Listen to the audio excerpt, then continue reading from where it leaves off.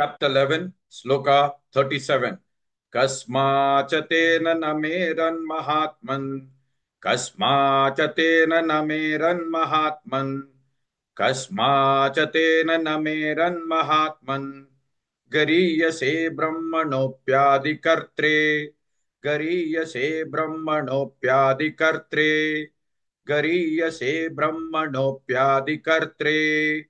कस्माचतेन न मेरन्महात्मन् गरीयसे ब्रह्मणोऽप्यादिकर्त्रे कस्माचतेन न मेरन्महात्मन् गरीयसे ब्रह्मणोऽप्यादिकर्त्रे कस्माचतेन न मेरन्महात्मन् गरीयसे ब्रह्मणोऽप्यादिकर्त्रे कस्माचतेन न मेरन्महात्मन् गरीयसे ब्रह्मणोऽप्यादिकर्त्रे कस्माचतेन न मेरन्महात्मन् गरीयसे ब्रह्मणोऽप्यादिकर्त्रे अनन्तदेवेश जगन्निवास अनन्तदेवेश जगन्निवास अनन्तदेवेश जगन्निवास त्वमक्षरं सदसत्तत्परं यत् त्वमक्षरं सदसत्तत्परं यत्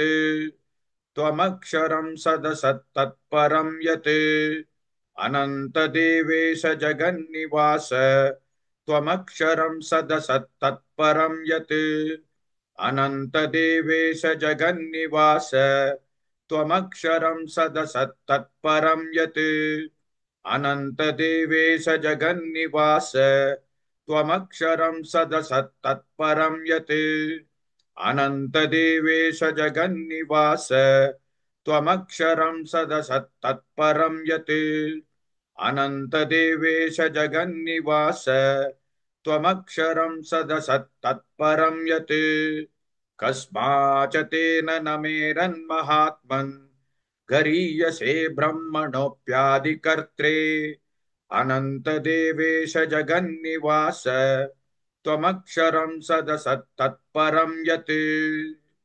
Please like and share this video because you could be instrumental in helping someone around the world recite the Srimad Bhagavad Gita, thereby helping them to have a life of unending opulence, victory and prosperity. This is mentioned in chapter 18, Sloka 78. Yes, don't forget to buy my book, Leadership Can Be Child's Play. Namaste.